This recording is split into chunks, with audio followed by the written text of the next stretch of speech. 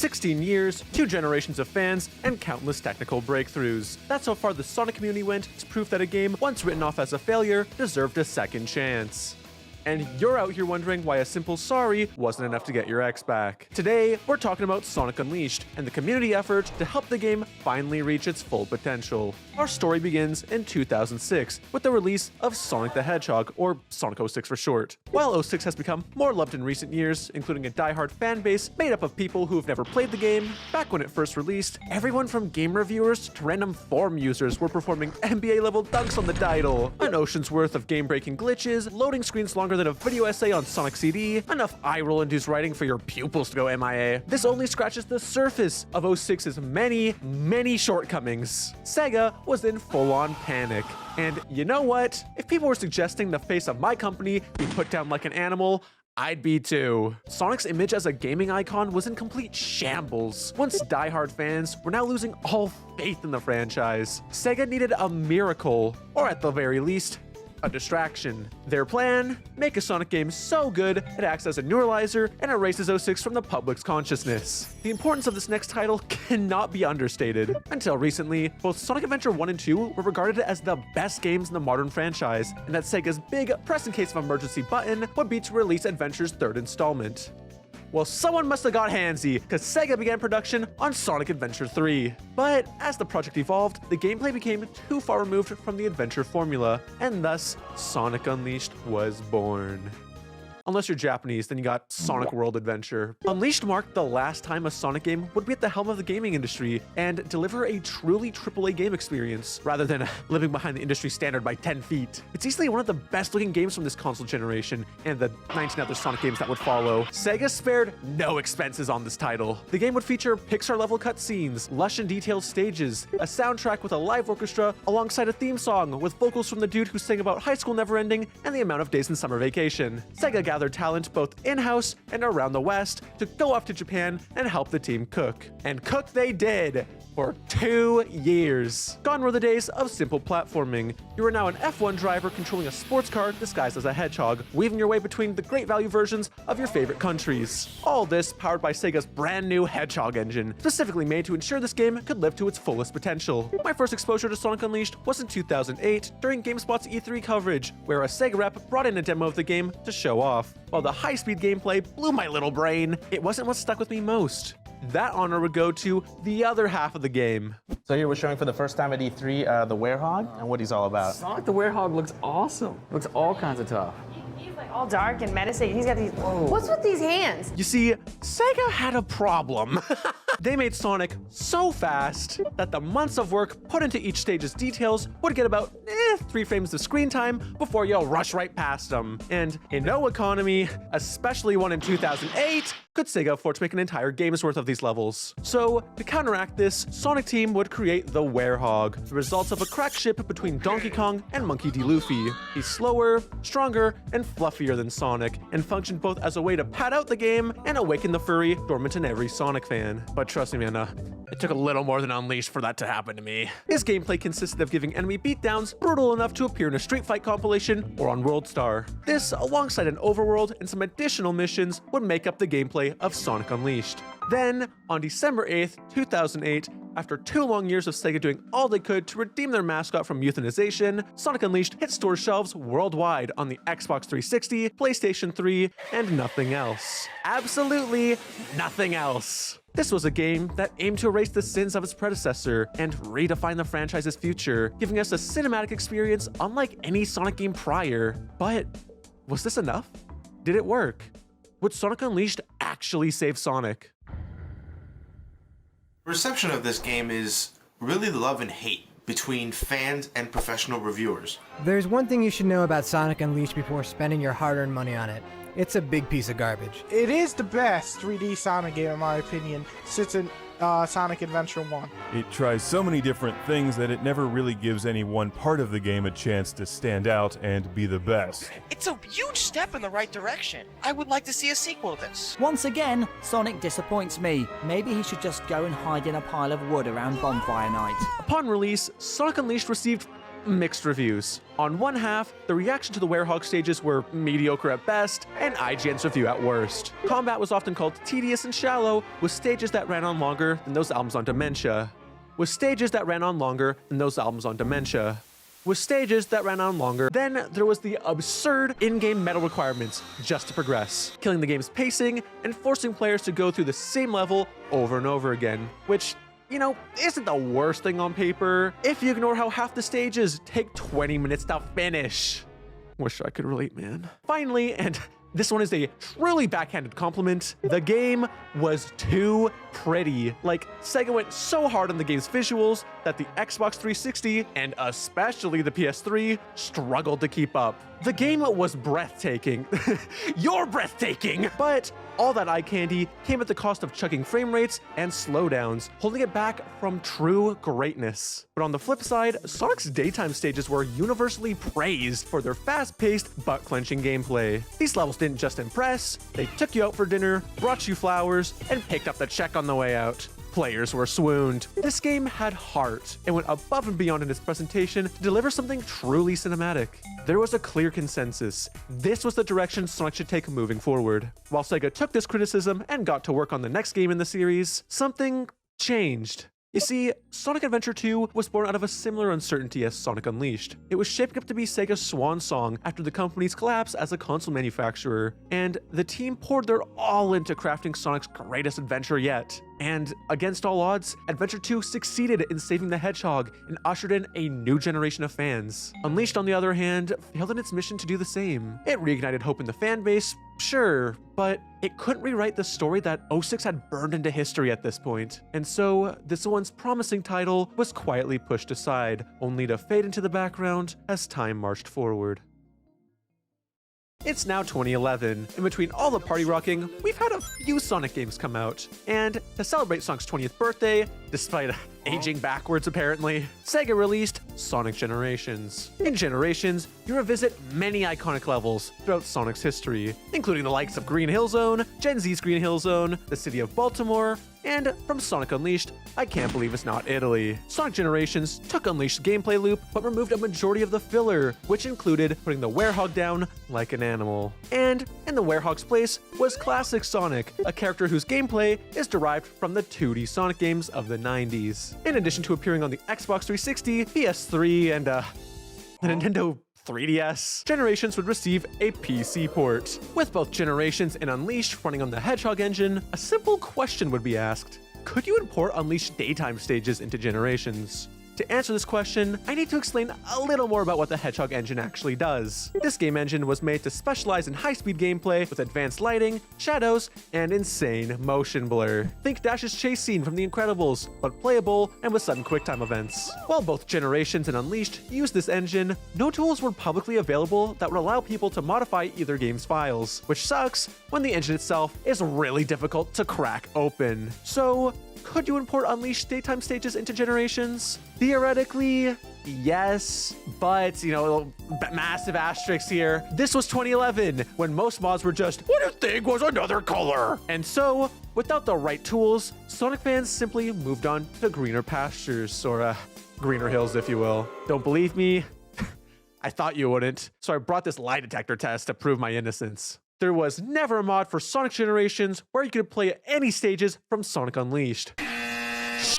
A frequenter of the Sonic Retro forums, Argentine software developer Dario began development on a level editor for Sonic Generations called Sonic G Level. Through this, he would meet another member of the forums named Twilight Zoni, who was attempting to import Sonic Unleashed's Windmill Isle Act 1 into the game. When Dario began to take a crack at this same challenge, he realized that the backends of these games were very similar. Specifically, the Xbox 360 versions, as, with a little tweaking, Dario would be able to port Generations levels into Unleashed. Not what Zoni asked for, but pop off, I guess, because this proved that data could be ported between both games. But those games were on the same console. Doing it for games on different systems would prove to be a lot more challenging. Sony would put Dario in contact with a modder named Link, who had done some research into the Hedgehog engine. After sharing some research with one another, Dario would put together a video showcasing the very first stages of an Unleashed level in Generations. And it had a long way to go. In fact, this was just the start of the many hurdles that would need to be tackled. But whether it be out of sheer passion or an ungodly amount of Adderall, the two, now accompanied by Chimera, aka Dan Does Effects, would go forth and begin work on what would become Unleashed Project. You know, Project Unleashed would honestly work a little better, but hey man, it's not my project. If I had to summarize the main challenges of this mod, it would be two things: the coding and the gameplay. Sorry, man, that's a really soft spot for Huskies. To get the project working at all, both Sonic Unleashed for the Xbox 360 and Generations for PC had to be fully reverse engineered, taken apart piece by piece with zero official tools. That meant figuring out how every moving part works and then replicating those parts from scratch.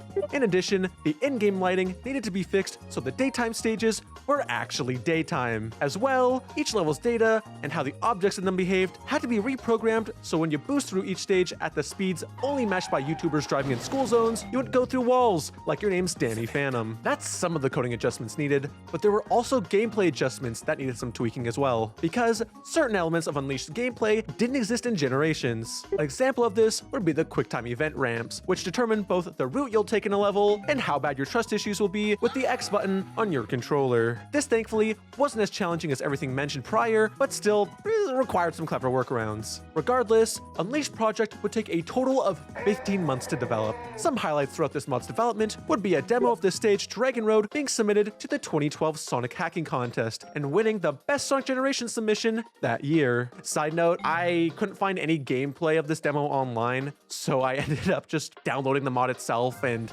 recording my own footage. And as you can see, there's a reason I never use my own gameplay. I hit a game over before I could even finish the level. Oh my god, I'm so lost. I'm a fake Sonic fan. Another highlight was the additional members who came to work on this project, such as Falk, Joe TE, and Lobotomy, who won the craziest name of a mod developer award just now in this very video. Before the mod was released, the team wanted to go the extra mile and enhance the experience of Unleashed Project. This included retexturing assets, remastering music, the ability to stack mods on top of this one, and rebuilding Sonic Generations hub world to honor Unleashed locations.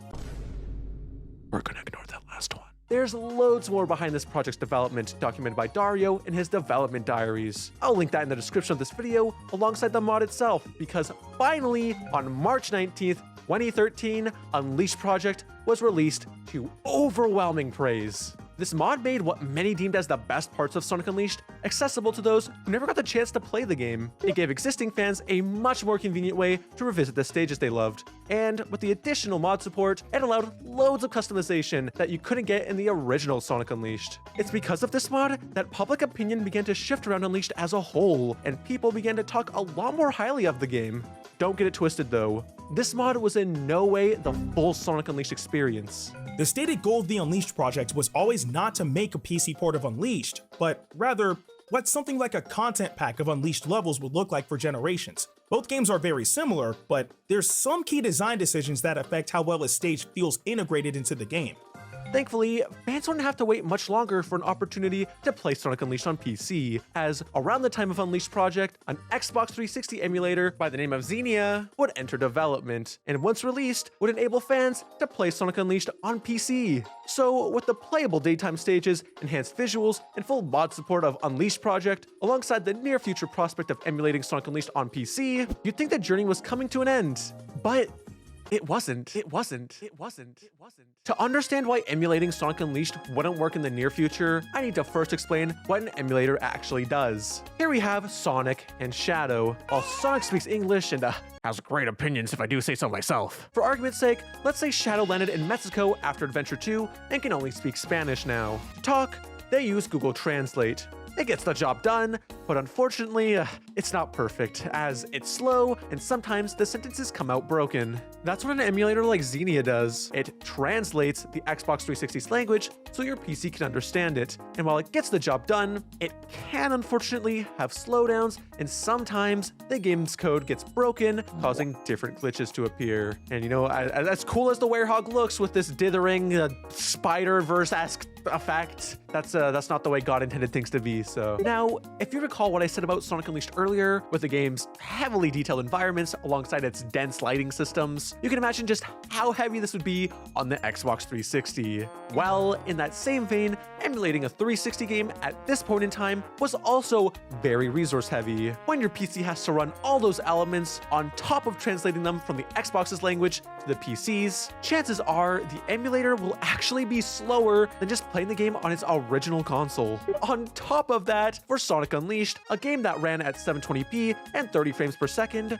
trying to force it into 4K and 60 frames per second would make emulating the game look more or less like a very impressive PowerPoint. So, unless you had a computer with twice the power of a nuclear reactor, your PC was going to be strong enough to smoothly run Sonic Unleashed. So, unfortunately, for the rest of the 2010s, this was the status quo. Also, for those who want to suggest emulating the PS3 version of Sonic Unleashed, that game runs even worse than the Xbox 360 version, so emulation would also be dog. But you know what? Good thinking.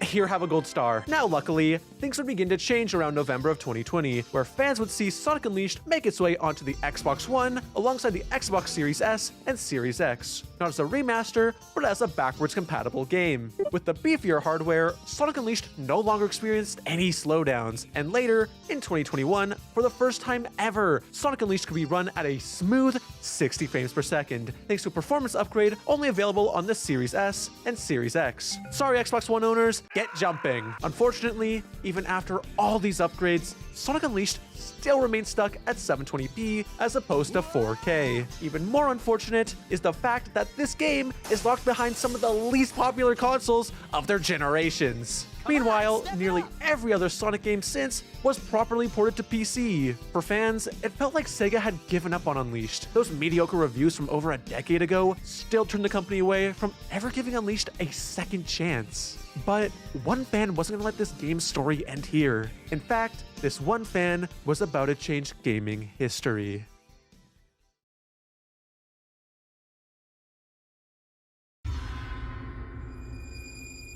I'm not gonna lie, I'm so proud of that bit. Skyth is both a programmer and reverse engineer based in Turkey. He got his start in the Sonic Generations modding community around 2014, with his first exposure to Sonic Unleashed coming from, funnily enough, Unleashed project. With Skyth being a newer fan of the franchise at the time, he had no idea that these stages from this mod came from an existing Sonic game. Regardless, once he reached enlightenment, aka learned about Sonic Unleashed, he became fascinated with how these levels were brought over to PC, and thus began his programming journey in 2015 within the Sonic Generations modding community. Throughout the 2010s, Skyth would learn more about both generations alongside Unleashed and everything under their hoods. The more he did this, the more possible a recompiling of Sonic Unleashed looked to be. But what is a recompiling? If we turn back to my award-winning Google Translate analogy, a recompilation is like if Sonic hired a private tutor to teach him Spanish so he could finally talk to Shadow directly about getting him pregnant. Unleashed Recompiled takes the Xbox 360's code and translates it in advance to the PC's code, making the game much less resource heavy and allowing customization of both Unleashed frame rate and resolution to be built into the game itself. This recompilation looked to be a massive task that, in 2020, Skyth felt he didn't have the skill set to accomplish. But everything changed in May of 2024 with the release of Zelda 64 Recompiled. Zelda 64 was a fan project that proved even a 5th-gen console game like Majora's Mask could be rebuilt for the PC. And funnily enough, included contributions from Unleashed Project's Dario. This man's like everywhere in this story. That was the final push Skyth needed to believe that this could be done. So, with the help of his friend and co-developer Sajid, Unleashed Recompiled would begin development in September of 2024. The project as a whole, from start to finish, only took a total of 6 months. The main tasks Skyth and Sajid had to tackle were the following: translate the game's code into something a PC could understand, build a new runtime environment, which, for those who don't know, think if the code was a script, the runtime environment is the theater production that brings that script to life. Anyways, the two also had to create a brand new graphics system, add Linux and Steam Deck support, and fix every new issue that reared its ugly little head during each previous step. I can see why Skyth was uncertain about all this, cause I'd probably be staring down the barrel at this point. But with this near decade of experience around both Sonic Generations and Sonic Unleashed at this point, Sajid and himself got to work. Using their custom-built tool, Xenon Recomp, they translated the 360's code into C++, one of the most common coding languages for the PC, and not my grade average throughout high school. Don't ask me how I got 2 pluses in there. Listen, I think they pitied me. Then came the tests, and tons of them, just to make sure that nothing broke or exploded Skyth's PC in the process. After all the code was running, the two needed to actually make the game a game. If you go back to the theater kit analogy, at its current state, the game was only playable through the command line. So no visuals, no audio, certainly no head, just numbers and letters on a screen. But what mattered most was that these were the right numbers and right letters on screen. It was from this point that Skyth faced his biggest hurdle. Not the theater kids though, trust me, they would be worrisome. I'm talking about the graphics. If Skyth emulated the Xbox 360's GPU, Unleashed Recompiled would be stuck with the same limitations as an emulator, 720p resolution and 30 frames per second. But it's thanks to Skyth's work modding Sonic Generations where he felt ready to try something bold and built a brand new graphics renderer from scratch. That meant endless possibilities with the game's visuals going forward. Ah yes, Mike dropped the game's main theme song. Speaking of Sonic Generations, that game's graphics were used as placeholders to see if the rendering system Skyth made actually worked. And well, ta-da, it did. Thought I was gonna psych you out there?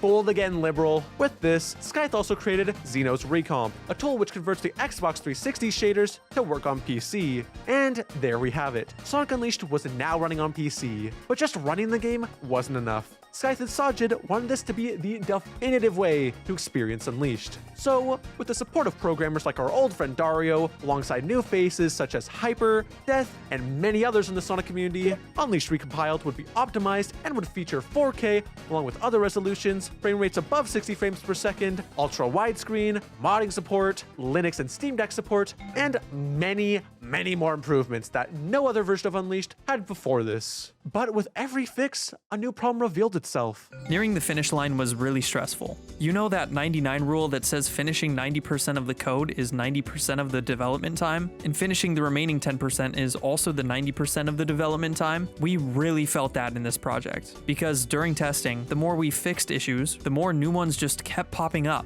It felt like it was never going to be over.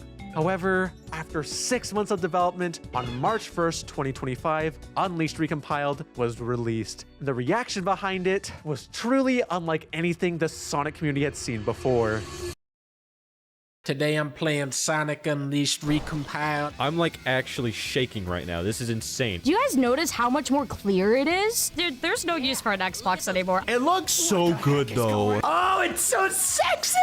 I could count every flower in this field right now. It was never looking this good. I'm about to come. The game not going absolutely nuts is just baffling to me. Dude, I'm actually so blown away that I can play this game without a lag. They made this game look kind of beautiful or whatever. The fact that I'm playing Unleashed right now at 1440p, 120 FPS is just fucking insanity. Playing this version of Unleashed made me feel like I was playing it again for the first time. It's a perfect restoration of the game. Literally perfect. Whether you like Sonic Unleashed or not, you can't not be impressed with what they've done here. This is one of the happiest moments in all of Sonic history for me. I absolutely commend this community for keeping one of the best Sonic games alive. I mean, they did a pretty good job on this sandwich. I knew the community wanted a PC port of this game, but I didn't realize just how much they wanted it. I'm so happy to see the community come together to celebrate a fan project release like this. Honestly, I'm still shook. It feels like we released the project just a week ago. I'm glad to have found certain niches I can participate in and have projects that people look forward to.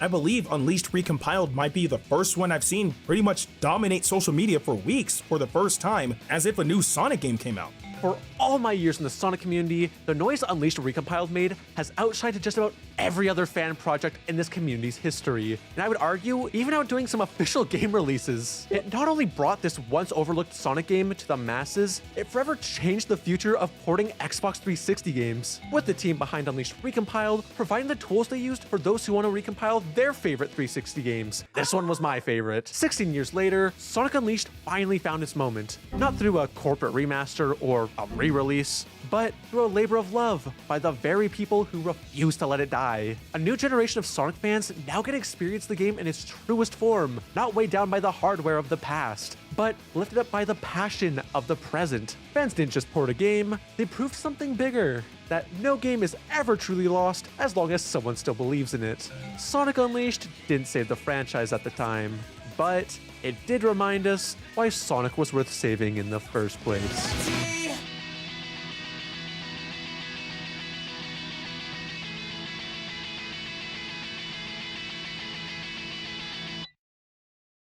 Did you know that Skyth, Hyper, Bulk, and Dan were all involved in the Sonic Symphony? Which, if you didn't know, I covered in a previous video. And if you would like to keep stories like this alive, hit subscribe, or even consider supporting on Patreon. Finally, a special thanks to Skyth and Dario for allowing me to interview them for this video. Okay, bye!